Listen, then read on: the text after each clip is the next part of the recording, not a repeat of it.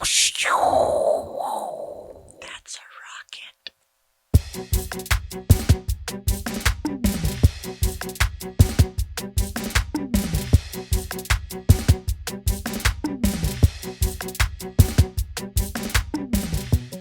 Hi, my name's Keith Brooks. If I owned a bookstore, it'd be called Keith Books, and thank you so much for clicking on a new series. The show where we take franchises, collections of films or media, and tell you everything that you need to know about them. Today's episode, we are going to explore one of the most non-heinous franchises of all time. That's right, we're going to take some time and talk about William S. Preston Esquire and Ted Theodore Logan, and together, they are Bill and Ted.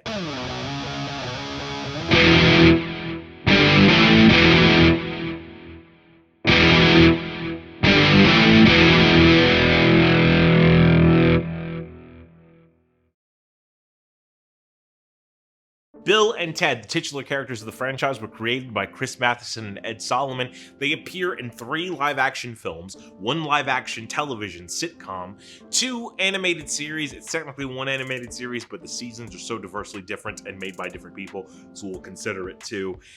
27 live Halloween performances, 1 musical, 7 different comic book series, 5 different video games, and a Tales from the Crypt episode, which opens the doors to a plethora of shared universes.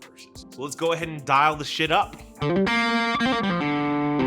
and Ted's Excellent Adventure was released in 1989, directed by the guy who directed Mighty Ducks, written by the guy who wrote the Goofy movie, who also happens to be the son of the guy who wrote I Am Legend, and also written by the guy who wrote the Super Mario Brothers movie. Starring Neo, Marco, Fillmore, Ram from Tron, head waiter from Scrooge, who is also the voice of Justin Hammer from the Iron Man animated series, King Zed from Beastmaster, Uli from Die Hard, the rhythm guitarist from the Go-Go's, who also happens to be Dusk from Scooby-Doo and the Hex Girls, and the singing Telegram Girl from Clue. The guy who plays Beethoven was a protege of Lee Strasberg, a real pianist, and also was on Broadway with the shows 1776 and Joseph and the Amazing Technicolor Dreamcoat, the pencil machine operator from Eraserhead, Tyrus Block / Calvin Hudson. This lady teaches acting and critical studies courses at AMDA and the Conservatory for the Performing Arts in Los Angeles. Patricia from Amityville 2, The Possession,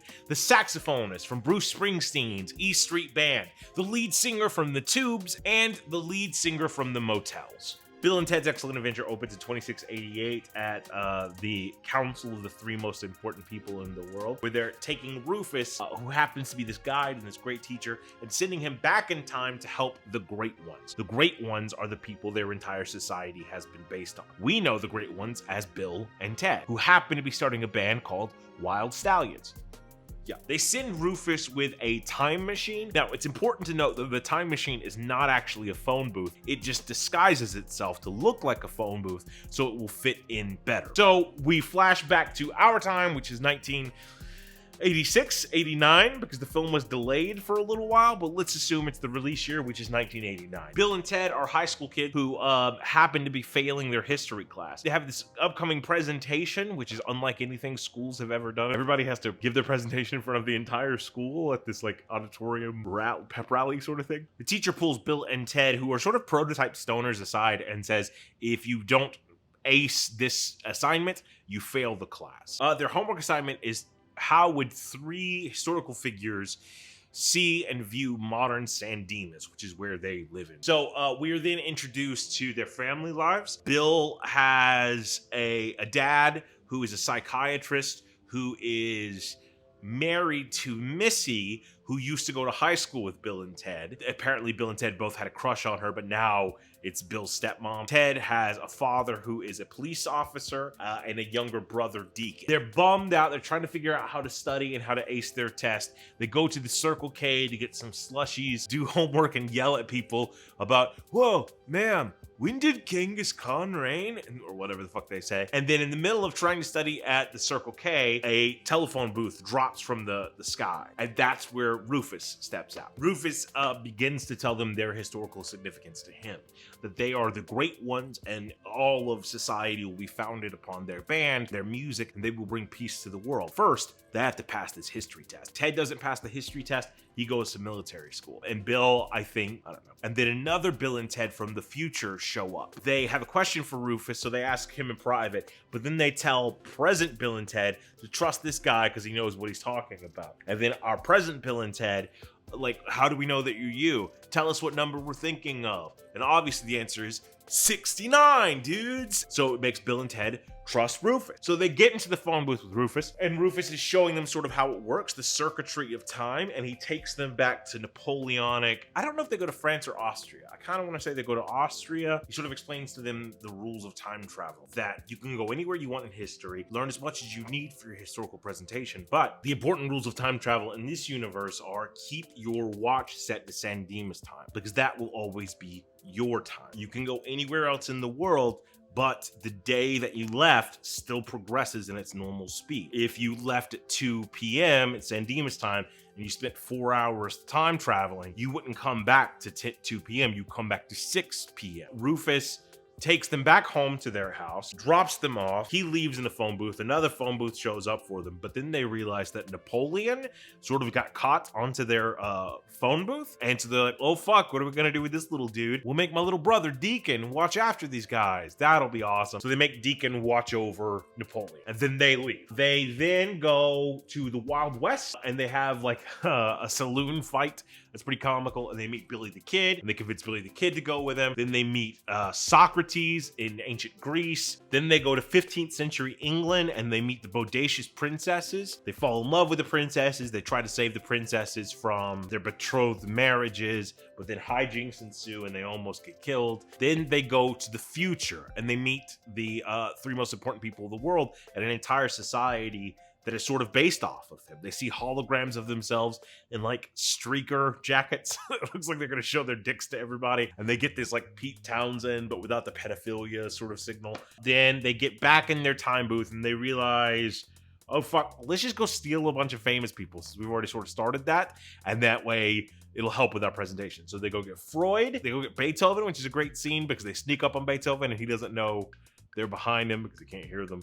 They go get Joan of Arc and this sort of imply that they're divinity. They go get Genghis Khan. They go get Abraham Lincoln. Then as they are trying to travel back to time, they realize their boots got fucked up because it's got too many people and the top's messed up. They break down in prehistoric time and everybody has to chew gum to fix the antenna on it, finally fix it. And they go back to the Circle K the night that they first met Rufus. So these are the future versions and they're asking Rufus how to fix a problem. And then Rufus is like, you didn't set your watch to San Dimas time, did you? So future Ted reminds previous historical Ted to set his watch to San Dimas time. While all this is happening, Deacon and his friends have taken Napoleon to the mall or like somewhere to get ice cream and bowling and all of this stuff. And in the meantime, they've lost Napoleon. So when Bill and Ted show back up, they confront Deacon. Deacon's like, I don't know where the fucking guy is. So they take everybody else to the mall and they drop everybody off at the food court to the mall and they go to try to find Napoleon. So meanwhile, like Socrates and Billy the Kid are trying to hit on chick, and then Freud ruins it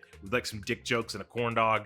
Beethoven finds a music store and starts wailing. Joan of Arc does aerobics. Genghis Khan goes into a sports store and starts like beating the shit out of stuff. And they all get the cops called on them and they all get arrested. Bill and Ted go find Napoleon at Waterloo Water Park. Napoleon doesn't want to leave, but they finally convince Napoleon to leave with them. And then they have to go break out all of their historical friends from jail, from Ted's dad. They realize, how the fuck are we gonna get in there?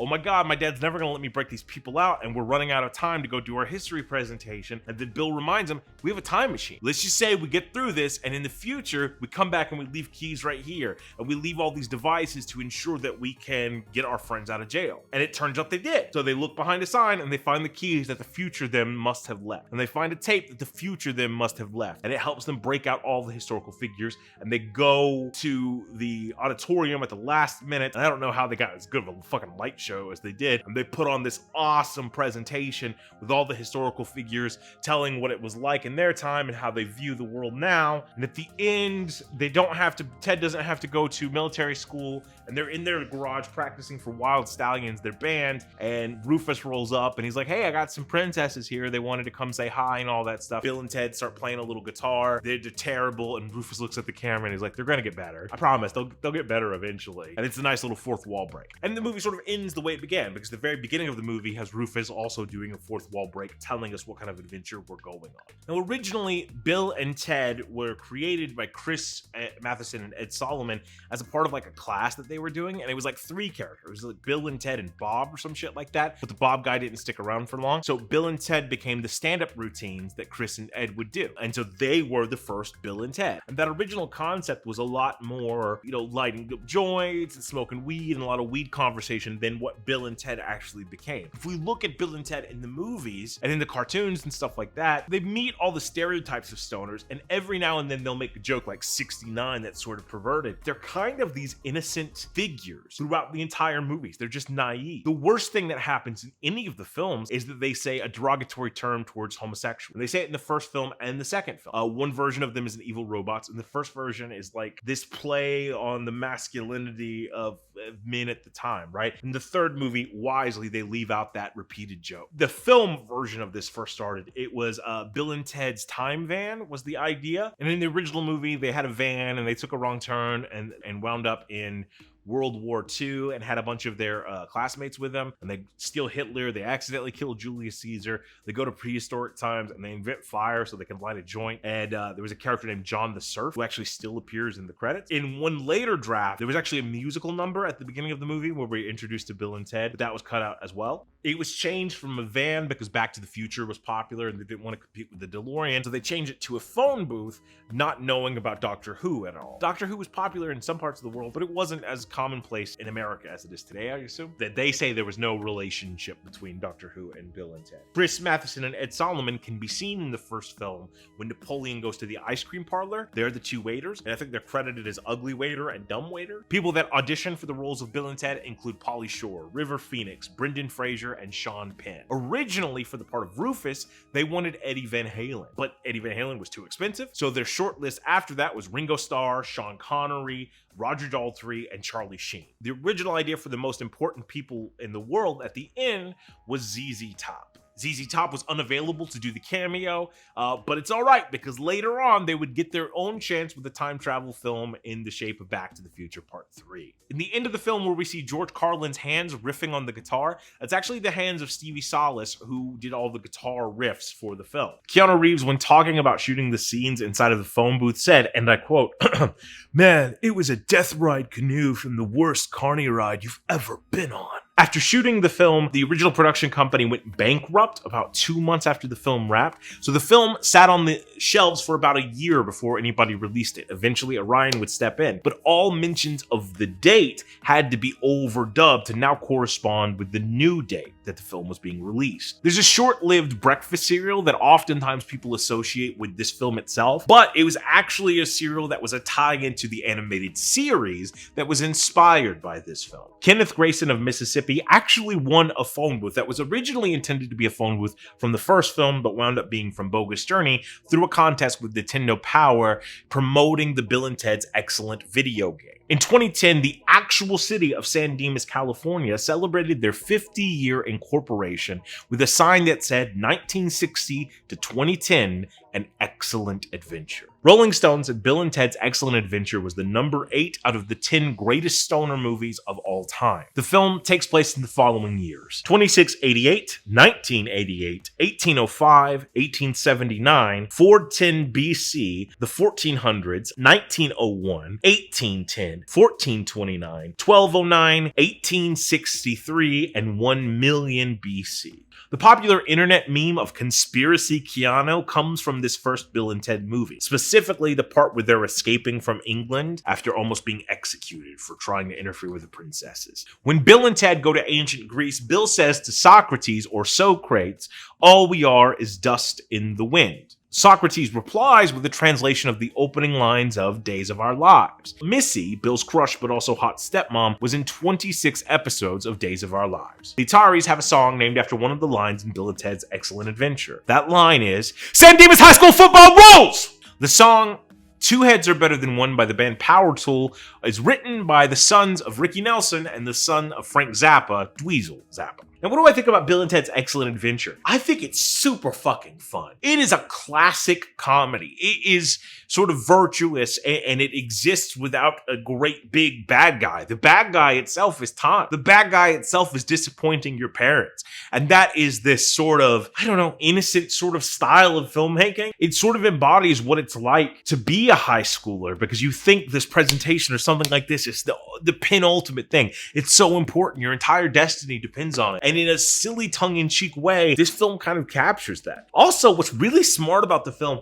is it explores a closed time loop in a very creative way in this stoner comedy. And I say stoner comedy, but there's no actual smoking of weed in this movie anywhere. There's not even weed jokes in this movie. The movie is just dumb but fun. But the idea of we're trapped in this time loop and we've already done all the things that we need to do, that's how this works without a paradox, is because it's already all happened, because we've already done this all, is an actual well-established concept within theoretical physics. It's strange to me that a lot of people who study the idea of time travel will cite Bill and Ted's Excellent Adventure as a good example of what time travel science is. Plus, I think Keanu Reeves, all the time he gets sort of, maybe not now with the John Wick Keanu-sans and all that shit, but he normally would get attacked for just being the Neo character. But if you watch his Bill and Ted performances, especially in the first two, he's fucking on fire. The chemistry between these two guys is just awesome. It's so much fun, and it's fun to watch them and see where they go and with it, and it's just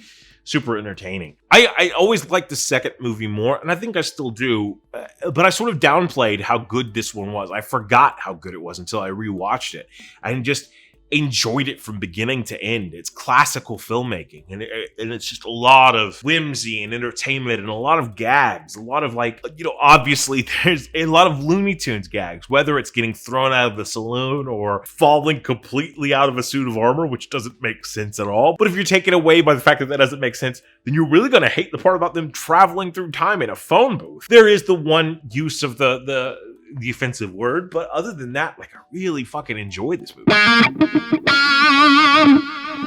Bill and Ted's Bogus Journey was released in 1991. Originally entitled Bill and Ted Go to Hell, the title was obviously changed to appeal to a more mass audience, but it still has a song on the soundtrack called Go to Hell, performed by Megadeth, written by Dave Mustaine for the film itself. It's directed by the same guy who directed Tom and Huck, starring John Wick, and the director of the Ben 10 films, as well as the narrator from Thomas the Train, President Ellis from the MCU, Hans from the Mighty Ducks, and Ferguson from Richie Rich. One of the guys that played Howard the Duck, Foxy Brown, and this lady teaches critical writing for actors and MFA program at New York Film Academy. The Rat Guard from Monkey Bone, Turbo and Electro from Breakin', Taj Mahal, the voice of Fred from Scooby-Doo, Megatron and Stripe the Gremlin, Marcus from Bad Santa, Primus, Jim Martin of Faith No More, and written by the guy who wrote Mom and Dad Save the World, and also written by the guy that wrote the movie Men in Black. It takes place,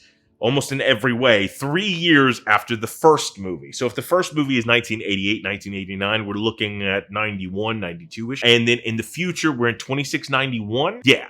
2691, motherfuckers. A disgruntled gym teacher named Chuck Denomalous assembles a group of terrorists, and they attack Bill and Ted University, and they steal the phone booth to go back in time with a group of evil robot Bill and Teds, who are very, like, lifelike and all that stuff, to go kill Bill and Ted in the past to make sure this society never actually occurs. We don't really see in the movie what Denomalous's motivations are. Some of the comic books later will try to explain that in really fucking interesting ways. So, and then also in the comic books, the Anomalous kind of becomes a good guy. But in this one, he's an asshole. He's a douchebag. That's who he is as a person. We go back to our past, 1991, 1992, which was the present at the time, but watching this is the past, whatever. In that past, Bill and Ted have girlfriends, the bodacious princesses, who have been recast now in the film. They'll be recast every time we see them in this movie, but every new movie they're recast. And they're working for Pam Grier, who, like, runs a venue, who books all these bands. And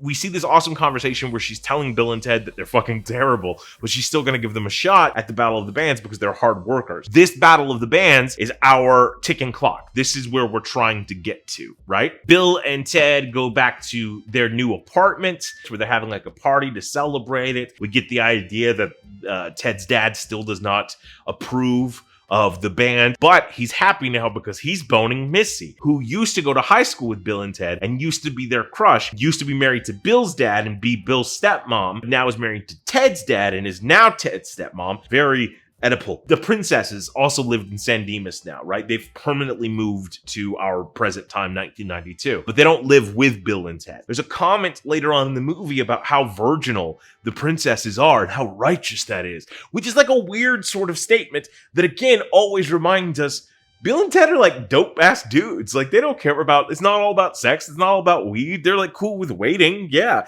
They understand that the princesses come from a different world of different morals and all this.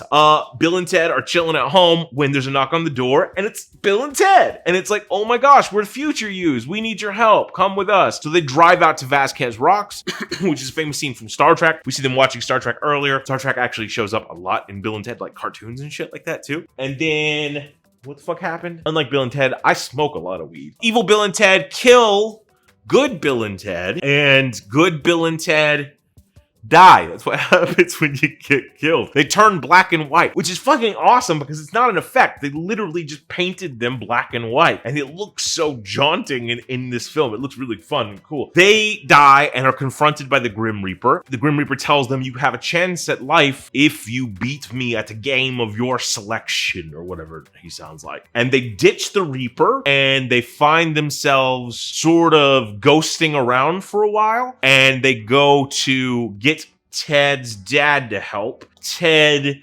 possesses his dad and Bill possesses his buddy, which is a great little thing where they have to start talking like Bill and Ted and even doing this. And when they play the guitar, it sounds different because it's coming from a different place. They get out of those bodies and then they go to check on Missy because Missy has become a medium in between the movies, I suppose. She's holding a seance, and in the middle of the seance, Bill and Ted present themselves, and it scares Missy, so Missy exorcises them, which sends them to hell. And hell starts off as like these floating rocks in this abyss, and you have the most fucking heavy metal devil in the world, and they go into the devil's mouth and into hell itself proper, and it's like all these ventilation shafts. Each of these rooms, you have your nightmare. Your actual waking nightmare is your permanent hell. So one of those is, for Ted, it's the Easter Bunny that starts chasing him, and then you also get the military guy, the general who runs the military school, and then for Bill, it is his grandmother trying to give him kisses,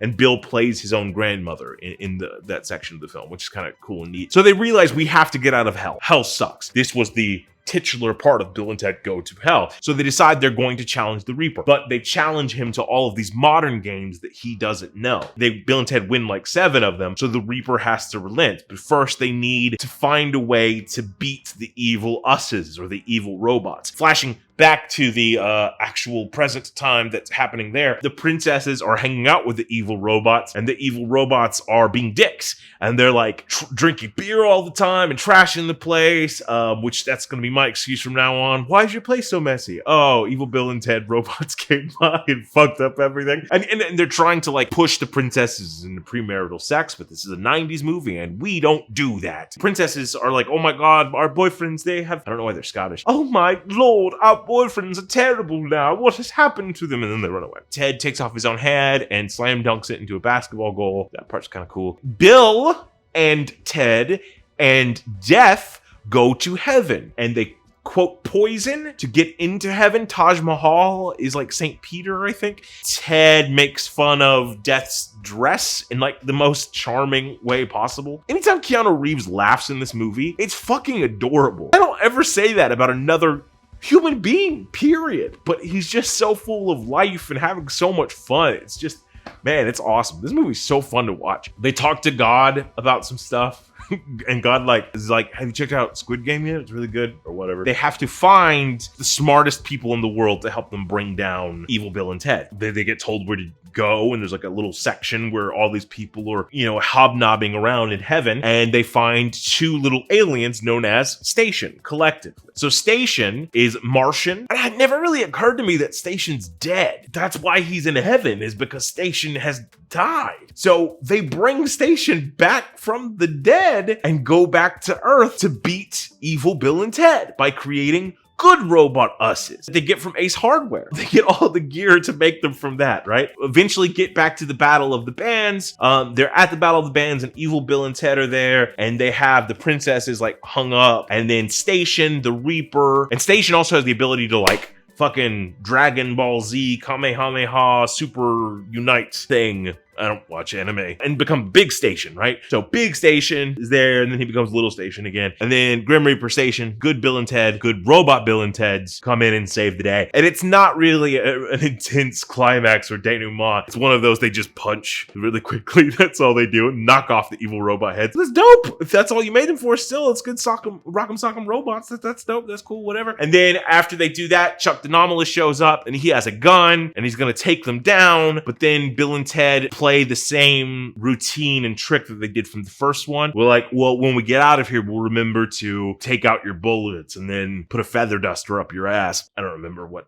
happens. Something like that happens, and they beat the Anomalous. Ted's dad arrests Chuck the Anomalous. They still need to play the Battle of the Bands, but they're not good at music yet. But we have a time machine, Bill. Them and the princesses get in the time machine, and then instantaneously they come back. Once they come back, they are now like bearded. They've had a honeymoon, they say, and they've spent like, I think it's like a year and a half, maybe 3 years learning music. And they have the princesses with them, and they have babies on their backs. They have little Bill and little Ted, or who they're introducing to the audience, right? And then they play this awesome version of a Kiss song, God Gave Rock and Roll to Ya, and it gets broadcast all over the world. And as it's broadcast all over the world, they fulfill their destiny, and they make peace. So everyone is hearing this, and everyone's jamming to this all across the globe. And then in the post credits, or in the credits rather, we see their accomplishments as people de-arm the nuclear weapons race, as they're going to play at Mars with Station, who I guess is just a fucking zombie now. And that sort of caps off what originally was going to be 2 Bill and Ted films. They are the great ones now. Praise be to them. Totally awesome. Arguably my favorite character in this movie is Death, played by William Sadler. He's doing a Czechoslovakian accent. He said it just seemed weird enough to try to do it, and it seemed fun and cartoonish and entertaining. And it abso-fucking-lutely is. It's one of the things that makes his character so memorable, the characterization that just that accent gives him. But that's not his only role in the movie. At the end montage where we see it going global, there's a British family. That's William Sadler and his actual family eating food, watching the Wild Stallions play. The name Station, referring to the Martian alien multiple, was actually originally just a typo that got left in the script, and during a read-through, the writers thought it was fucking hilarious for some reason and decided to keep it in, and that's how it became the name of the alien, much less an actual slang term. Station to mean super awesome, cool, okay, got it. In the seance, the writers of the film actually show up. One of the writers, there's the 2 males in the seance. One of them's the guy who says, "Clark Gable." The original director was asked to return for the film, but after seeing the script thought it was too ridiculous. He thought that this was a parody of something that was already a parody, and he stepped away. The second director that came on board was a European man who brought with it this sort of sense of existentialism, German existentialism at that, and it really adds to the film in an extreme way, and it gives it this otherworldly feeling. Which makes sense, because we're no longer traveling through time, we're now traveling through the planes of existence. And you can actually see the director has his own cameo when they're going through Ace Hardware. He's the guy that's smoking a cigarette, and he's not doing that because he's like an asshole or anything. You used to be able to fucking smoke everywhere. You used to be able to smoke on fucking airplanes, in McDonald's, in Walmart. This was during my lifetime, and I look like I'm 96. I'm fucking 35 while we're recording this. That's ridiculous. The world has changed. The internet is crazy. Whereas DC Comics published the tie-in comic for the first film, Marvel acquired the rights for this second one. We'll talk about the comics in a second. Anomalous is Ed Solomon backwards. Ed Solomon's one of the writers. The mall with the building emporium, the Aces Hardware or whatever it is actually the same mall used in Back to the Future. And the statues going up the staircase are Michael Powell and David Niven from the film Stairway to Heaven, which is where that stairway is actually from. Bill and Ted University is the same location used as Starfleet Academy in the Star Trek series. And obviously the mountain thing they get thrown off Star Trek, I think I mentioned that already. The chant used to raise the dead during the seance thing, if read backwards, says Ed and Chris will rule the world. Ed and Chris are the writers and are also actually there, so it's fun. In one previous draft of the film, Tom Petty had a part, and in one other draft, Rufus was the bad guy. Death at one point says "Book 'em, Dano," which is a quote and a reference to Hawaii Five-O. William Sadler, who plays Death, would later go on to play a part in the reboot of Hawaii Five-O. Joss Ackland, the guy who plays Chuck Denomus, who has the deep voice like this, who has the deep voice, who has the deepest voice ever. He would later go on to say that he deeply regretted being a part of this film. I don't know why. It seemed just like an old douchebag thing to say. And I like this guy. A lot of movies. He's fucking in Mighty Ducks. He's awesome in fucking Mighty Ducks. He's awesome in this movie. But you're a douchebag for knocking on Bill and Ted. Fuck you. If it was like a Woody Allen movie, or a James Franco movie, or a Kevin Spacey movie, or a Bryan Singer movie, yeah, no, totally get that. Fuck you, Chuck. According to IMDb. So don't come at me, bro, but this is the only film to feature both the Grim Reaper and the Easter Bunny. So there was a shtick in the movie originally where, just like Rufus takes off the Pam Grier suit, Evil Bill and Evil Ted took off their flesh suits as well to reveal that Evil Bill was impersonating Ted and Evil Ted was impersonating Bill, and it was just meant to be a dumb joke. It was eventually cut from the film, but in the scene where they're on the phone and faking their voices or whatever, you can see in the background the evil suits are still there. So Alex Winter, Keanu Reeves, and William Sadler appear in 3 films together. This, Bill and Ted Face the Music, and the 1993 film Freaked, which would be the last film of Alex Winter's major acting career before he decided to dedicate his path towards filmmaking. So this movie is fucking wild. Like, a lot of people shit on it. A lot of people like shit on the sequels of movies from the late 80s. People always bash Ghostbusters 2. They bash Teen Wolf 2. They bash Back to the Future Part 2. And they bash this one. I fucking love this movie. This is, I'm gonna go ahead and spoil everything. This is my favorite of the entire Bill and Ted series because it is so drastically different. In no way is it a repetition of what came the first time. The notion that we're gonna take 2 prototype stoners and put them through a sci-fi adventure, it's funny. That's great. It makes a lot of sense. We're not doing it again for a second time. The second time, we're going to the ends of the cosmology of the universe. We're now going to deal with heaven and hell and life and death. And what a perfect follow-up. What a great way to raise the stakes. What a great way to milk new imagery and new ideas and new concepts. It sort of made me, because this movie was so different than the first one, it sort of made me discouraged by the fact that Face the Music was so in line with the first one. You know what I mean? Like, I wanted it to go to a completely new place, but I don't know what that new place would be. Becoming fish? Being reincarnated as fish? Who knows? Bill and Ted have scales, the movie. But I love the visuals of this film. Like, I love the way heaven looks. I love the way hell looks. I love all the Grim Reaper gags. I love the creative tricks painting Bill and Ted black and white and with makeup to make them sort of stand out from this already earthly place, right? The homages that this movie pays are just fucking incredible. It's just a really pleasant journey, and probably my favorite interpretation of death ever. And I like the scary movies a lot, but this Grim Reaper is dope as shit. Yeah, huge fan of Bill and Ted's Bogus Journey, and in no way is it bogus. Dude. Bill and Ted Face the Music was released in 2020, or the fucking year we don't talk about. Directed by the guy who directed Galaxy Quest, starring the guy who directed Zappa, Constantine, Sloane from Star Trek Deep Space Nine, and Louise Belcher, Scarlett from Snake Eyes, the G.I. Joe origin story, who also happens to be Hugo Weaving's niece, Casey from Atypical, who identifies as a they. If I mistakenly say she, please forgive me, I do not mean to misgender. Victor Zaz, Dr. Lola Spratt, Professor Stromwell, Charlie from Heroes, Eleanor and Godmothered, Francis from Westworld, Britta England from Days of Our Lives, who also teaches, let me get this right, Theater Appreciation Online for Concord University and Theater History at Loyola Marymount University. I don't know how to say that last one. Launchpad McQuack, D.W. Griffin from Luke Cage, Weird Al, Dave Grohl, and Guillermo.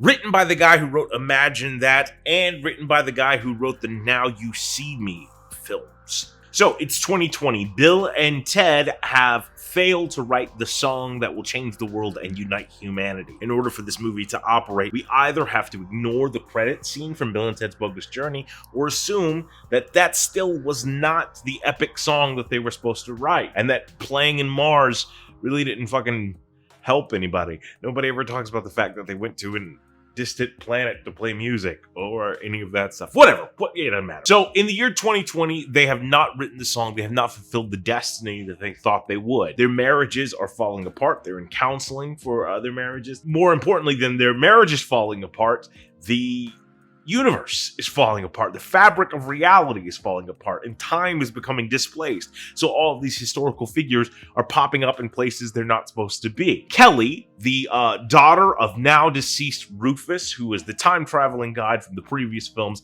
shows up, grabs Bill and Ted, and takes them to 2720 AD, where they meet the Great Leader, who is Kelly's mom. She tells them, you have until 7:17 p.m. San Dimas time, your timeline, to write the song that will unite humanity, or else all of reality will collapse. Fearful that they won't be able to do it because they've been doing all sorts of experimental stuff with music. Earlier, we see them play at Deacon's wedding. Ironically, Deacon is now marrying Missy, who used to go to high school with Bill and Ted and used to be their crush, and then was Bill's stepmom, and then was Ted's stepmom, and now is Ted's sister-in-law. Ooh, it's confusing and dirty and like a Pornhub video. They steal Rufus's phone booth and decide to go to future versions of themselves until they can find what the song actually was. And I think we get 3 different versions of them. One version is like grifter Bill and Ted, who fake British accents now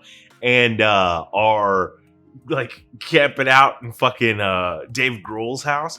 And just being douchebags and like con artists. So meanwhile, while that's happening, an impatient Great Leader is afraid that Bill and Ted won't write the song in time, so she sends Dennis, the robot, to destroy Bill and Ted, and it's this futuristic iMac looking motherfucker. So the iMac motherfucker goes after Bill and Ted, and he goes to the Dave Grohl's house, and I think he like shoots Mr. Captain Logan and the police van and erupts it, makes it go to hell, something like that. Bill and Ted go into the future even further, and they see themselves in like prison, and they're like all Aryan Brotherhood out, like just buff. No, I think there's another one in between that. Yeah, they go to like a venue, it's almost like an AA meeting, wings bar sort of thing, and they see like new metal versions of themselves. I don't know if that comes before the Dave Grohl or after the Dave Grohl. It gets confusing. I've watched a lot of Bill and Ted recently. Then they go to Aryan Brotherhood, Bill and Ted in prison. They start a prison riot. And then they go way, way into the future where Bill and Ted are on the deathbeds, and they hand them like a USB with the actual song on it, Preston Logan. And I think it's like MP24 or something like that. That's what it says on it. And they have this like moment with themselves, and it's quite beautiful. But meanwhile, while all this is happening, we also have another story. So, meanwhile, Bill and Ted have daughters. It's Theodora and Billy, right? And they, instead of, it's not the boys that we thought we saw in Bogus Journey, but it's actually females. They are just like their dads. They love music, but they probably have a more musicology understanding of music than Bill and Ted do, where Bill and Ted are the more musicianship. Theodora and Billy seem to have an understanding of different genres, of different styles, of the history of music itself. So they meet Kelly, and time is unraveling all around them. So they're like, well, we fucking have to help our dads. So let's do what they did in Excellent Adventure and compile a group of historical figures. But this time, we're going to do what everybody always talks about wanting to do and make the perfect band. We'll go throughout time and get all of these amazing musicians together and then compile this great band that can help them achieve the song. So they get Jimi Hendrix, Louis Armstrong, Mozart, Ling Lun, which is a historical figure in Chinese mythology and history, who was reportedly a flautist who was said to develop a specific type of Chinese melody and music that's been passed down for generations. It's always been represented as a male, but here we represent it as a female, which I think is a very progressive sort of statement. And it's awesome. It's great. It's a cool little thing. And then Grom, who is a prehistoric drummer. 2 daughters compile this band, together, and they're bringing them back to the present, and they're hanging out with a time-displaced Kid Cudi, and Dennis shows up, the robot, the iMac robot, looking for Bill and Ted, and then accidentally kills all of these people and sends them directly to hell, because that's the way life works, I suppose. Meanwhile, you also have a third story. This third story is not as fleshed out. I wish it would have been. It would be super cool. But the wives of Bill and Ted, the bodacious princesses, again recast, they're having struggles with their relationships with Bill and Ted, all that sort of stuff. When all of a sudden they run into two time travelers who start taking them on their own trip and their own journey. Eventually, at the end of the movie, actually probably like halfway through the movie, you realize it's future versions of the princesses themselves trying to show where things went wrong in very Christmas Carol sort of fucking way, I guess. The implied idea is that the princesses are trying to show the younger princesses why they should leave Bill and Ted, but ultimately the younger princesses decide not to leave Bill and Ted, but instead to try and help them. Bill and Ted, our Bill and Ted, are visiting old Bill and Ted who have made peace with this very cool, chic, 9 perfect strangers sort of retirement home, dying in their beds. And they have the USB, and they're walking out when they run into Dennis. Dennis's job is to kill Bill and Ted if they can't come up with the perfect song. But they have the perfect song. He's like, oh, fuck, I don't need to do anything now. Bill and Ted are talking to them, and they realize Dennis has killed their kids. And Mozart. Bill and Ted are begging the robot to like help us get to the kids, help us get to the kids. It's not working. So they're like, oh, you have to kill us if we don't have the song. So Ted destroys the song, and the robot freaks fuck out. He loses his programming, then goes to kill himself. Bill and Ted go to stop him, and it kills all 3 of them, and they go straight to hell. Hell is different now. The economy's been hard on everyone. So this hell is much more like weird haunted house that you'll find in like Virginia, sort of area. It's like a little maze thing. But they get there and they find everybody, and they're trying to figure out how the fuck to get out of there. And then we get this backstory element that Death was in the band for a while, and they had a falling out. Thea and Billy convince Bill and Ted to go talk to Death. So they do. Fun little scene. Sadler returns, come to terms with each other. They find Detective Logan, who finally accepts who Ted is. They get in the police van, and Death returns them back to the world of the living. When they return back to the world of the living, they're at this the Interstate 210, and not only is there a traffic jam, but there's also an intergalactic dimensional jam. And they realize they're at MP46, which we echo back to old Bill and Ted telling them they would perform at MP46 717. And they didn't really understand what that was. But now it all makes sense. This is where they are. Also, the USB said Preston Logan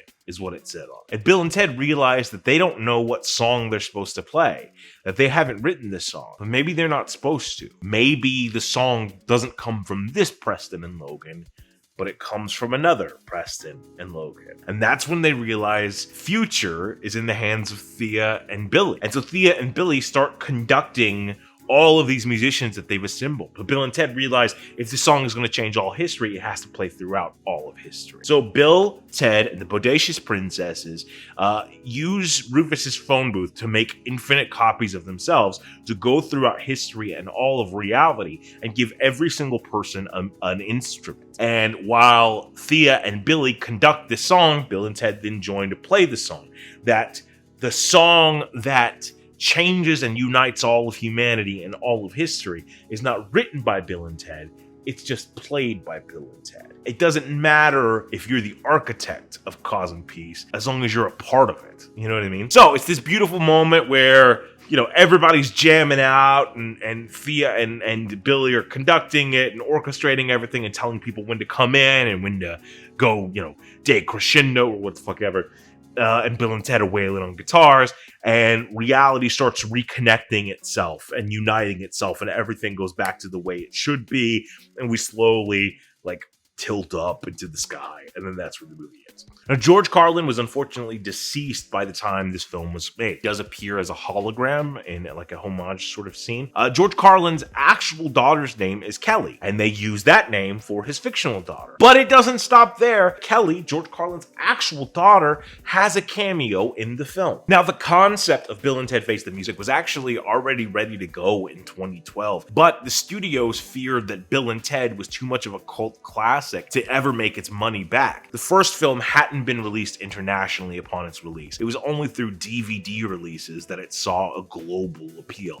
even if that appeal isn't as global as we might like to think. But more importantly, one studio exec said that Keanu Reeves was past the point where he could carry a film franchise. This was in 2012, prior to John Wick. But even when John Wick happened and people cited this Keanu-sance that was happening, it still took years and years after that to actually get the film off the ground. Now, Steven Soderbergh produced the film, and it was an intentional decision to leave a running gag from the film franchise out this time. The removal of the derogatory term for homosexuality was an intentional one that showcased and supported the growth and development of both the writers and the actors and artists involved with the making of the film. The actors that portrayed Theodora and Billy both selected their own wardrobes in an effort to make the characters appear genderless. This not only is a sign of progress of the times, but also helps connect the idea of everyone thinking they were boys in the end of Bill and Ted's Bogus Journey. Now, Jake Tapper, the newsman, helped organize a number of veterans from the Wounded Warrior Project to appear as extras within this film specifically. The production got the rights to use the likenesses and the images of Jimi Hendrix and Louis Armstrong from their respective estates, but weren't allowed to use any of the actual music of those artists. Louis Armstrong's trumpet throughout the film is performed by Christian Scott Atunde Ajua. Oluwatosin Abasi from Animals as Leaders performs all of the guitar riffs throughout the film. The band Weezer actually appears on the soundtrack for Bill and Ted Face the Music. One of their first gigs was in 1992 as the closing act for an alternative rock band called Dogstar.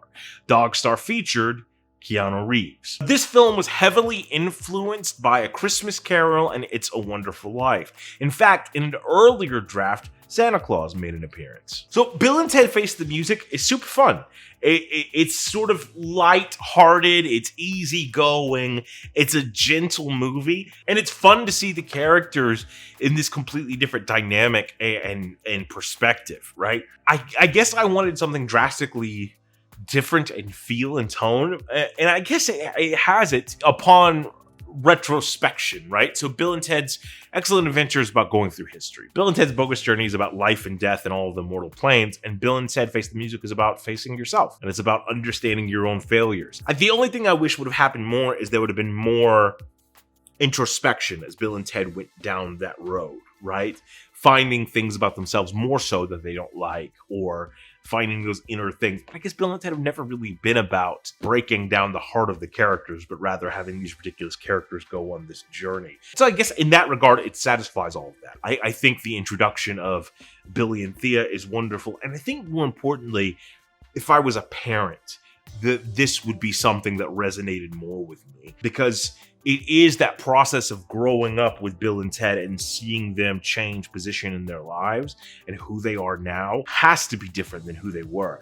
But even without me having kids or ankle biters of my own, I really love the notion that Bill and Ted don't have to be the champions and the heroes of their own story, but rather it's about legacy. They use this term a lot, a legacy sequel, which is when we revisit something that we haven't visited, for a while.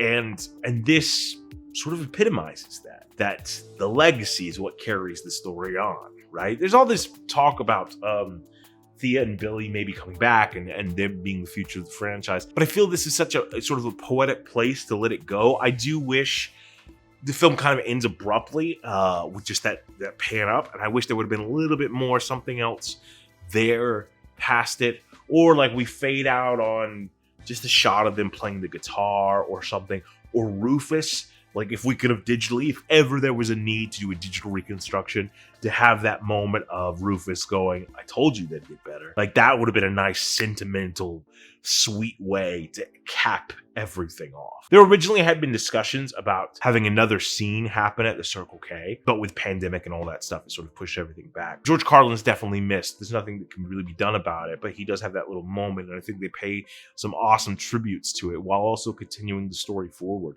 And showing that Bill and Ted's legacy does live on. Bill and Ted's Excellent Adventures, the animated series, premiered in 1990. It ran for 2 seasons, so the first season was produced by one studio and on one network, while the second was produced by a completely different studio and a completely different network. The show was originally developed by the same guy that created Cat Dog and was produced by the people that made Scooby-Doo, premiering on CBS. But the second season was by the guys who made Pirates of Dark Water and was on Fox Kids Network.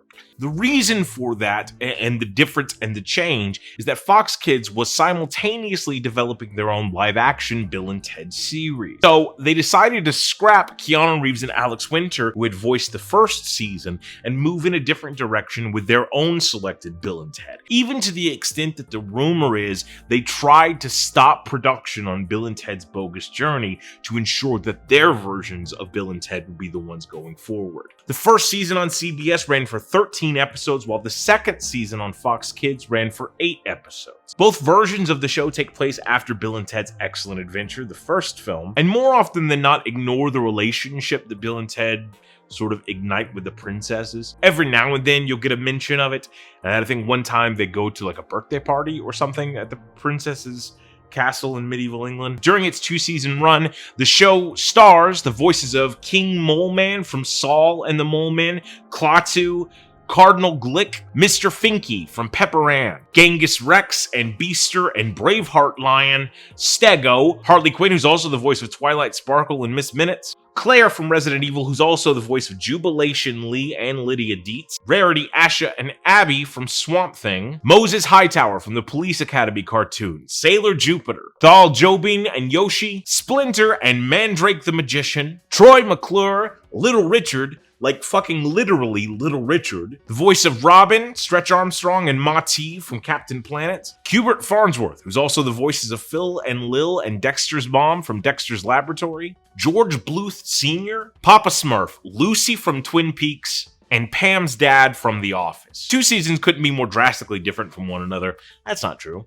That's totally not true. One could be like porn. That would be drastically different than the other one. So forget what I just said. The first season is very stylized in the way the animation is done. And you have Keanu Reeves and Alex Winter and George Carlin all returning to do these voices. Every single episode sort of takes you on a historical journey, meeting different figures throughout history, all trying to solve a problem. It's very much kids' TV. But some of the people that you're being introduced to, I had no fucking idea. You get all of the expected ones of like, oh, well, here's George Washington, here's Mozart. They get a baby Mozart and introduce him to Little Richard, which is kind of a crazy, awesome episode. And you also get like the inventor of chewing gum and the inventor of soda, which I didn't know who these people were, so it's a cool little thing. But my favorite parts of the first season are the animation style and that fucking theme song. That theme song low-key slaps, no cap, motherfucker. That shit's awesome. It's fire. I get excited every time it turns on. Second season's theme song, not so much. Second season, Keanu and Alex are replaced by the made-for-TV versions of Bill and Ted, and they actually do a pretty good job the more you get into it. As the show progresses throughout the 8 episodes, they get better, to quote George Carlin. But the show is drastically different. The animation style is much more traditional, much more Saturday morning of the time. But the episodes actually get more interesting. It starts off doing the same historical thing that the first season did, but then they introduce something called the Squint Book. What the Squint Book allows you to do is go into basically fucking anything. So now you can use the phone booth to go into fictional places. So they go into these parody versions of different shows like Mr. Rogers, and they fuck up Mr. Rogers' life. It's a great fucking episode. They go into Leave It to Beaver, but their own version of that, and they fuck up their lives. It's just Bill and Ted fucking up people's lives, which is kind of fun. The first couple episodes of the second season are kind of rough, but by the time you're getting to the back half of it, it's actually very entertaining. It's interesting because the live action version of the show sort of does some of the same things. And so you can see they're going for this homogenized, what can Bill and Ted, what kind of adventures can they go on? And Star Trek was going to be one of them, reportedly. But the show unfortunately got canceled. And I know there's a lot of hate or just lack of thought given to the Bill and Ted, these other versions of it. And I've seen both the live action show and this animated one. I think I prefer the animated version, though the live action stuff does some okay stuff. But I don't think they're as bad as everybody harps on them to be. Anyway, thanks for coming to my Bill and Ted talk. Bill and Ted's Excellent Adventures was a sitcom airing on the Fox network from June to August of 1992. 8 episodes were created, only 7 of them were actually aired. The pilot episode, which deals with going into, I think it's like a comic, I think it's like a black and white crime comic, and bringing a character out of it, that was never aired. That's probably one of the most interesting episodes of the entire fucking show. The show was created by the guy who created The Glades. And I say created, Bill and Ted were created by the people that we always talk about Bill and Ted being created by, those 2 guys. But like in a television sense, sometimes when you hear the show is created by somebody, it does mean that they came up with the idea, but sometimes it means that they were the ones that came up with the idea of making an already existing project or product into a television series.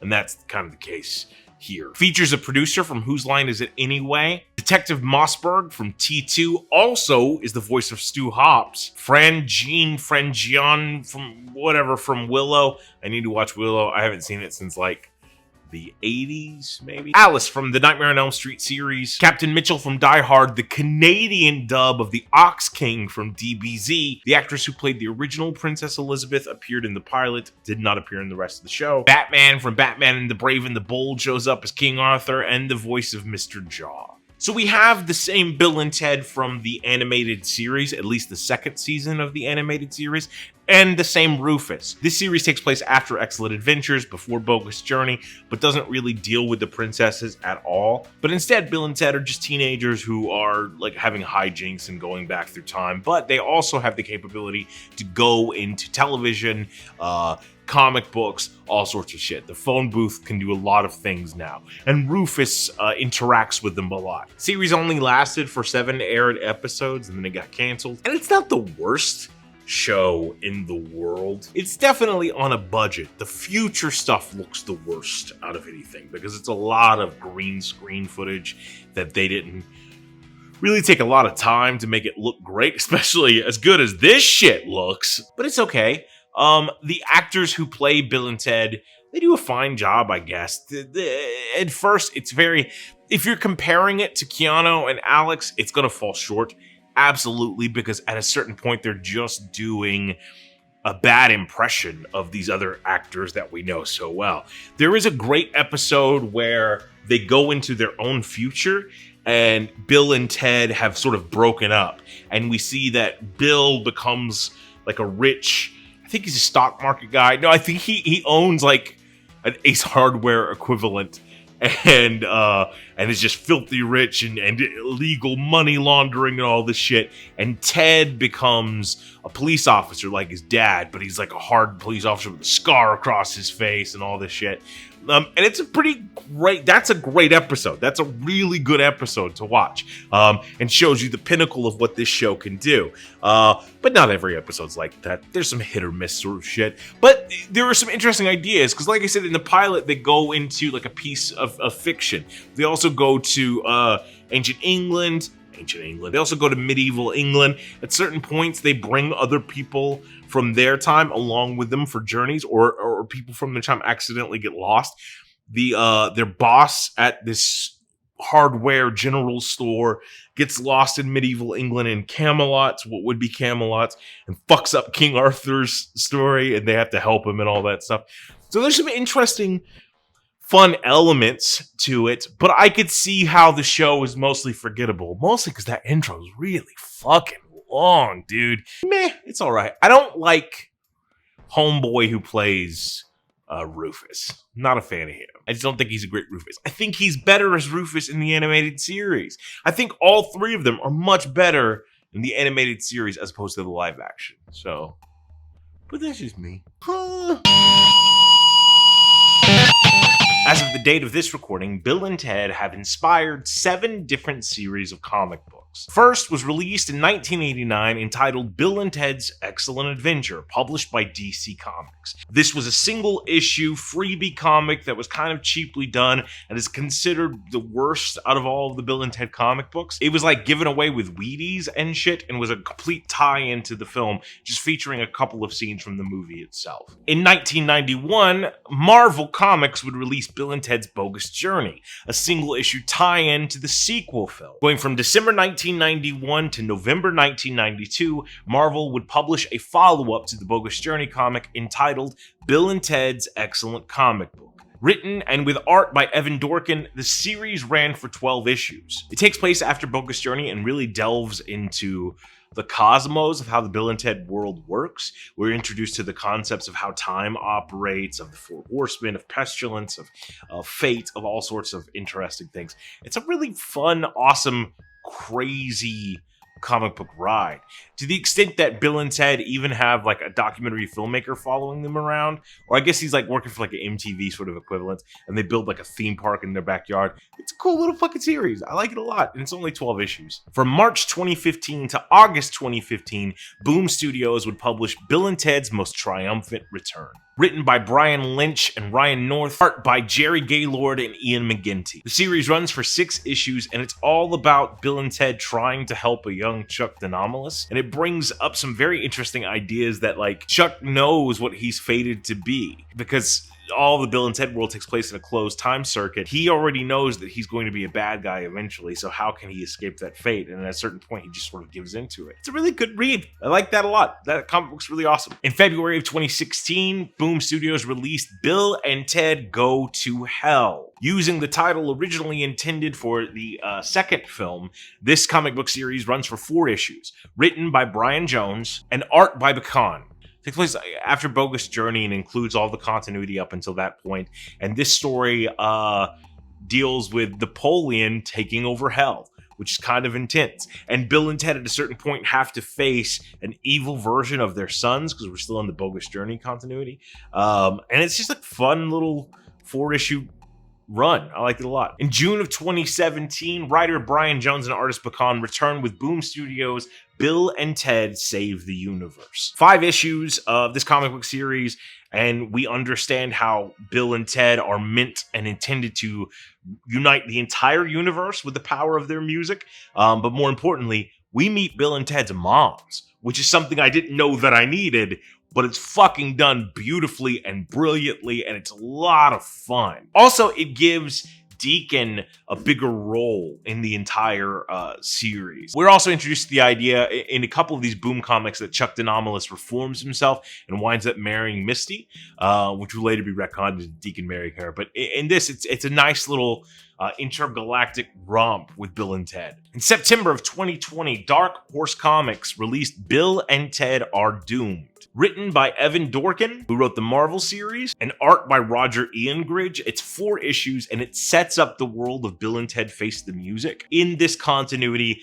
Bill and Ted are kind of washed up, and they're trying to embark on a one big tour to sort of reignite the flame of their popularity. It takes place a little bit after Bogus Journey, so a while before Bill and Ted Face the Music itself. But they wind up going to like a Nordic death metal festival where they totally don't fit in, but they summon these like trolls and goblins and shit. And it's a fun concept. The thing about it that in comparison to all those other comics seem super, super creative. Even Evan Dorkin's first run on Marvel has a fucking great run, because he's doing some experimental, awesome stuff and just being super creative. And this one feels much more contained and earthly. And so it's kind of, I don't know, difficult to go from these wide scoped ideas and stories that he had about how time rules the world and what happens if you disrupt time and time is slowly losing its mind, to, hey, we're gonna go play a concert and people are gonna boo us. But I guess that's sort of what the line of Face the Music is trying to get to, a more personal story. So I guess it sort of lines up with that. And it's not a bad read. It's just out of all of those, other than the movie adaptations directly, it's probably my least favorite. So there's some comic books.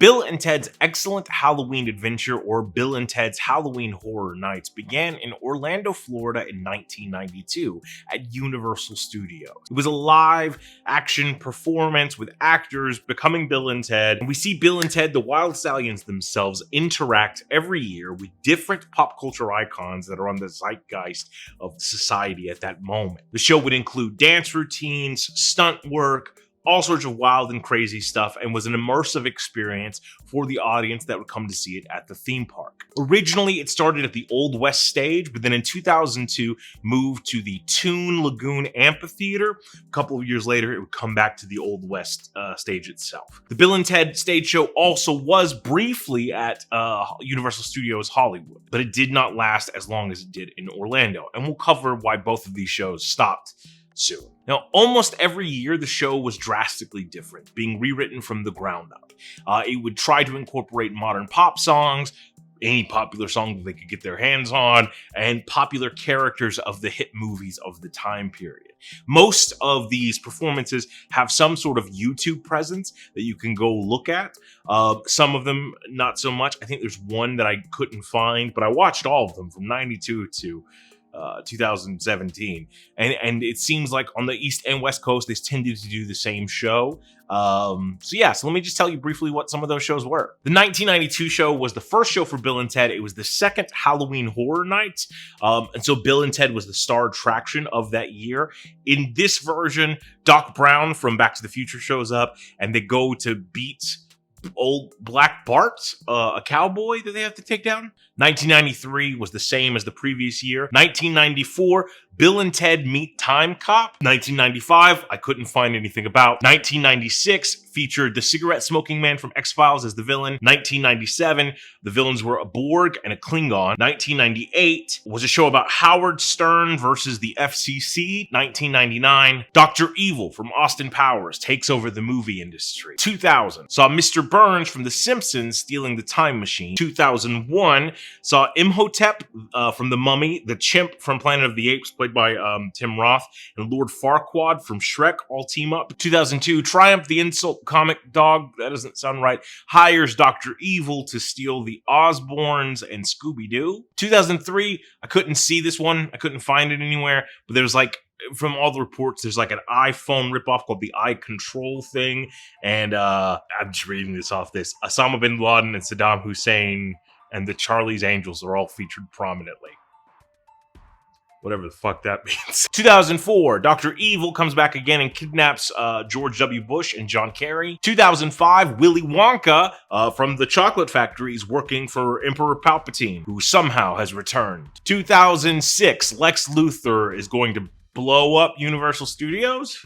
I think that's the plot. 2007, Britney Spears has a shaved head and is really upset with the world. 2008, Bill and Ted have to team up with Hellboy and fight all of these bad guys that are kept in the Raiders of the Lost Ark hidden storage area. 2009, a fanboy invents a machine that can bring his favorite characters out of fiction and starts doing it on a massive scale, and Bill and Ted have to stop them. But he also brings back the dude from Land of the Lost. What are they called? Obelisk? That's not right. That's not right at all. Queequeg. No, that's not it. What the fuck are those things called? 2010. One of the guys from Entourage wants to replace Bill and Ted with Snooki and somebody else. It's dumb. 2011. Osama bin Laden's the bad guy. And I think there's a Captain Canada and a Captain Mexico in this one. 2012, they do their own version of the Hunger Games, and the Wicked Witch of the West is there. And I think there's some vampires or something. 2013, Ted is now dating Taylor Swift, and they're going to a summer camp. There are serial killers there. 2014, Ice Cube enlists Bill and Ted to investigate murders at a frat house. So we do like a 21 Jump Street serial killer sort of thing. 2015, Kanye West is the bad guy, and he's going to, I don't know what he's going to do. He's just going to Kanye West some things up. 2016, Kylo Ren starts stealing people all throughout history and fiction. And in 2017, the Grim Reaper returns, but now as an antagonist who is trying to make Bill and Ted prove that over the span from 1992 to 2017, they found something in this world that is worth saving. So here's the deal. Let's talk about the shows first. Now, you can find a lot of videos about these shows. There actually was like a reunion show for the 2017 cast in 2020 during the lockdown. It was all done via Zoom, and people shared some of their experiences and talking about it. And a lot of people have a lot of fond memories of especially the Orlando show. A lot of fan sites dedicated to it and videos, and people feeling like that show itself made them a part of the franchise in a way. Oftentimes, the performers who are playing Bill and Ted are doing impersonations of the characters that Keanu Reeves and Alex Winter played, but adding their own spins to it every now and then. And the shows tend to be very loosely plotted out, not a really cohesive plot, but it's all about getting from sketch to sketch to sketch and skit to skit to skit and joke to joke to joke, or dance routine to dance routine. Most of the shows will generally start with a big dance number, a lot of sexy women, sexy dudes shaking their bums, and there's a mic cord is what that is. By the end of 45 minutes, Bill and Ted take out whoever the villain is. And a lot of lip syncing to popular songs, a lot of audience participation of getting the audience to sing along with you to the songs, that sort of thing. To me, it's not really Bill and Ted. There are some wonderful dance routines, there's some wonderful jokes, there's some wonderful gags, there's some cool stunt stuff, and I could see how it being a live show would be very immersive and really exciting, because the Terminator comes through on a fucking motorcycle and beats the shit out of the T-1000. That's cool. That's awesome to see these characters that you love. But it's also just, and it gets worse as it progresses, incredibly mean-spirited. Like, they call a lot of people sluts. They make fun of a lot of people for being overweight. They constantly call women whores. They constantly make fun of the mentally challenged and the mentally unstable and emotional issues. Like, they openly make fun of PTSD in an episode, or one of the performances. They constantly mock Britney Spears' mental well-being. And, maybe this is me coming from 2021 when we understand what the conservancy thing is. But even if that one can be excused for not knowing, Bill and Ted never called anyone a slut during any of the films, television series, or comic books that I just mentioned, right? So it seems so fucking out of character. So to me, the thing that made, even when I was watching it, that before I even did any research about it, that made me so fucking cringy, where it was just about sex jokes half the time and about slut shaming the other half. And Bill and Ted, yeah, their favorite number is 69, but they never describe the action of 69. There are never any jokes about the actual sexual nature of it. And I feel that the writers and performers of Bill and Ted's Excellent Halloween Adventure conflated these two characters with a lot of other characters. For example, in a shit ton of these, you hear Bill and Ted going swing, which is not them. That's Wayne's World. That's a very different world. And it's also, you hear Bill and Ted in this world making jokes about pussy. They say the word pussy, which is not something. Bill and Ted's Bogus Journey, they have a lovely conversation about how awesome it is that their girlfriends are so virginal and chaste. Like, and then we're going to slut shaming? It's the rest of the And there's a place for making something your own and adding elements to it. And more importantly, there's a place for all that type of humor. Like, it's not with me, but I know some people think that shit's funny. I know some people think that shit's cool. But when you put Bill and Ted on as the name brand that people are going to recognize from it, that's the part you're not living up to. So both Bill and Ted shows were canceled. The California one was canceled initially, and I can't find the exact year, but I want to say it's 2010-ish. And the reason it was canceled was because of harassment on the parts of the producers of the show towards the actors. And that sort of shut the entire show down. In 2017, the Orlando show was shut down because a Vice report came out citing the overwhelming response to the racist and homophobic and chauvinistic jokes that were being portrayed on stage and backstage. That a lot of people, not only audience members, but also performers, had issues with some of the material that was being registered. More importantly, the show was being targeted at times to children. Sometimes they would explicitly say that it was a late night show, but other times it was Bill and Ted in the childlike font that it's always been in, right? And that's not to say that the subject matter can't grow up with its audience. I really like Masters of the Universe Revelation, but it's a drastically different Masters of the Universe than when I was a kid.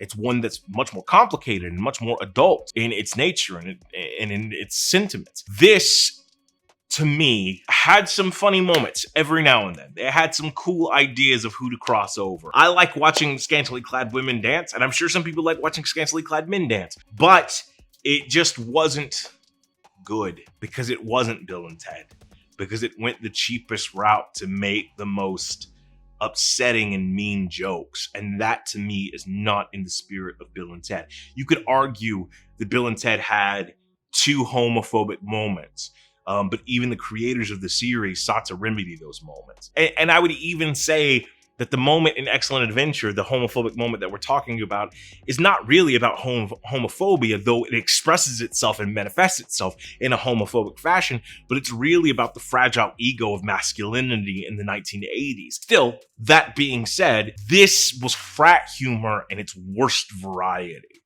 at least to me. There's some cool spectacle, but that spectacle never supersedes calling innocent women sluts, or fat shaming people, or being racist, or being homophobic, or just being cruel for the sake of gathering everyone else to laugh at somebody different. So, out of everything, I'd fucking skip this shit. I watched every year of it except for 2 because I couldn't find them.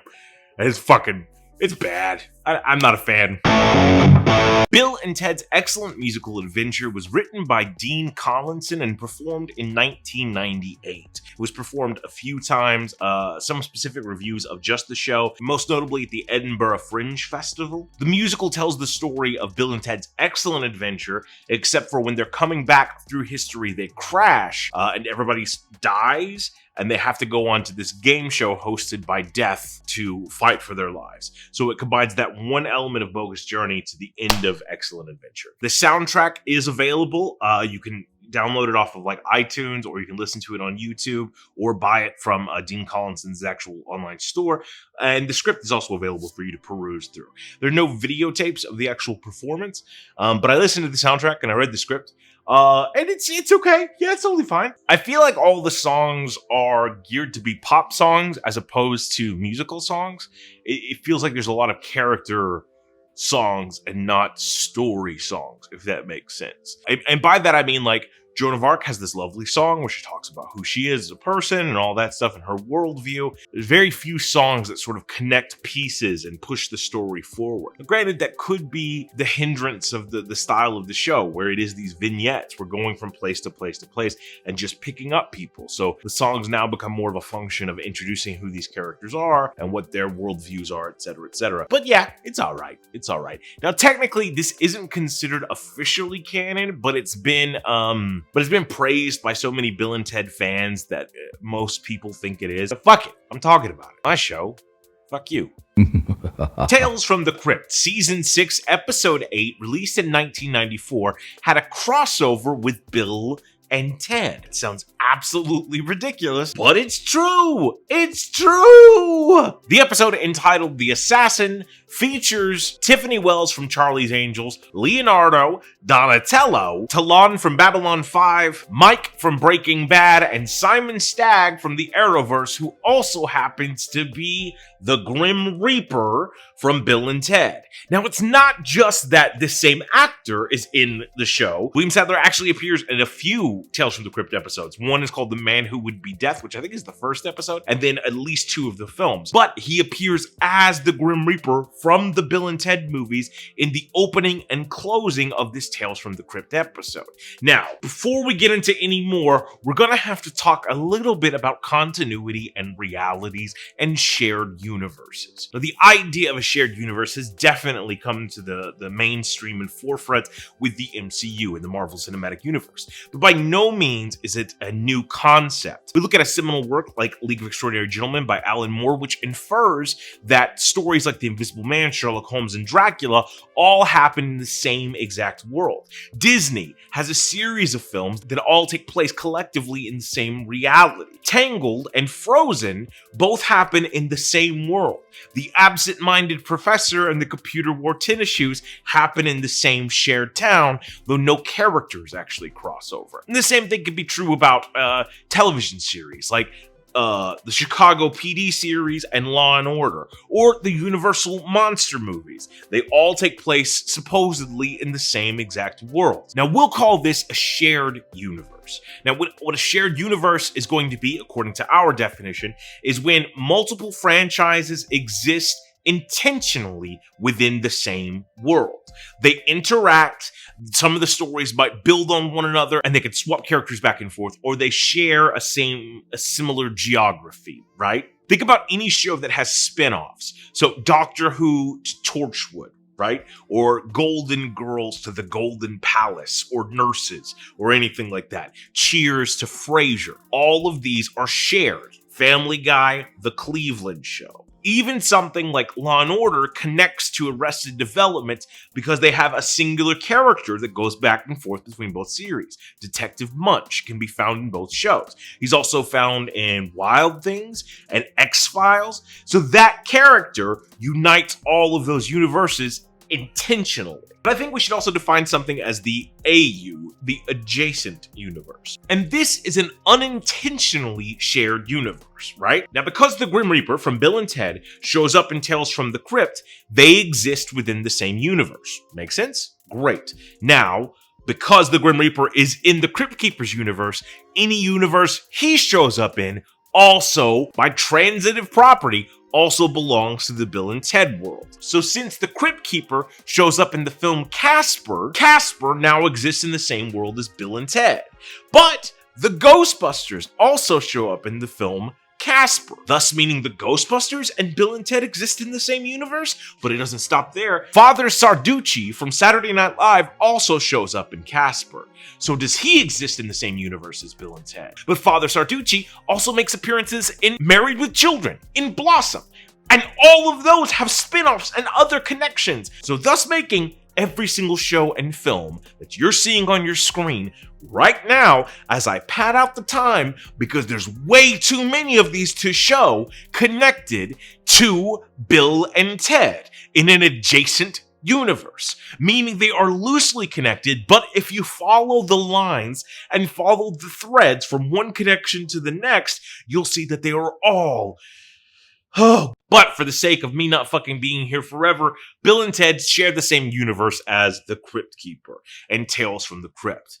But they do not share the same universe as the stories the Crypt Keeper is telling. When we're breaking down franchises and stories and continuities and realities, if a story is being told to us with no inference that this happened in that character's life or in that same reality, we can assume that it is a story that takes place in a different reality, or it is a work of pure fiction. So for the Crypt Keeper's sake, any of the tales from the crypt that he's introducing you to exist outside of his own existence. They are merely the fictional stories, or he is Owatu, and these are the multiverses that he is watching. So now we can separate this episode by the things that are happening in the Bill and Ted reality and the story itself. Let's start with the story itself. So I'd be interested to see how the story actually plays in a modern setting, but it starts off with a husband and wife, the perfect family. They're having a great morning. The husband goes to work. The wife's left there. She's trying to do some chores.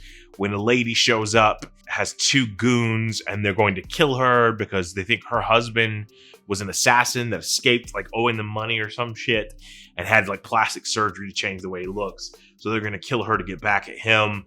And then the big twist is she was actually the assassin and had a sex change, and then kills everybody and then serves them up to dinner guests later that night. So that's the actual story that the Crypt Keeper is telling. The events that are going around with the Crypt Keeper and the Grim Reaper is they're making bets and they're playing games. I think they play paper, rock, scissors or something like that. And then each time they lose, they have to cut off a body part. And it ends with the Grim Reaper being nothing more than a head, which is kind of cool. And they repeat that. I think it's Bordello of Blood, where William Sadler comes back, but this time as a mummy, and they do sort of the same gag. But it's awesome to see these two like together. I think Sadler's like fucking Grim Reaper is iconic. I think it's amazing. He's played so well off the Crypt Keeper. I would have loved to have seen them explore that more because it was just super fun. Now, there are 5 Bill and Ted video games. I'm not really going to go into a lot of detail here, but I think maybe in the future, once I get a couple of these episodes under my belt, I might do like a spin-off series where I explore the video games and give updates. But the games are an IBM game, an NES game, a Game Boy game that I think I had, an Atari Lynx game, and there was also a cell phone Bill and Ted game only available in Europe. Now, Bill and Ted are referenced throughout all sorts of pop culture, and the things most notoriously referenced are the telephone phone booth, them playing guitar and it making noise when there's no apparent guitar there, and the actual names Bill and Ted's Excellent Adventure. You'll see that reference in a lot of things, like there's an Agents of S.H.I.E.L.D.'s title of an episode that's Excellent Adventure, that sort of shit. here are some things Bill and Ted are referenced in. In 2016, Bill and Ted's Excellent board game was released, and June 9th is considered Bill and Ted Day because 69, dude. So how would I rank the series? Just the things you could see. I'm not going to do the comic books, I don't think. I would rank it, my number one is Bill and Ted's Bogus Journey because I just love the look of that movie. It feels so creative. Number two, Bill and Ted's Excellent Adventure because it is an excellent adventure. It's a classic. 3, Bill and Ted Face the Music. It's not my favorite of the series, and I wanted a little bit more, but maybe it'll grow on me in time. But more importantly, it feels really good to see those guys back together again. Number 4, the first season of the animated series, Bill and Ted's Excellent Adventures. I feel the second season is more creative, but the first season just has an excellent feel to it. Number 5, the Tales from the Crypt episode, because the Crypt Keeper fucking rocks. Number 6, the second season of Bill and Ted's Excellent Adventures, the animated series. It's still fun. It gets kind of creative at the end. Number 7, Bill and Ted's Excellent Adventures, the sitcom. It's okay. It's not the greatest thing in the world, but it's okay. Number 8, Bill and Ted's Excellent Musical Adventure. It's okay. We're getting down the list. It's fine. It's fine enough. Number 9, the Halloween Horror Nights. It's garbage. There's some cool stuff, but we've already talked about the cringe-tastic nature of it. Thanks. If there's anything you want to explain, please leave it in the doobly-doo. And remember, party on, dudes, and be excellent to each other.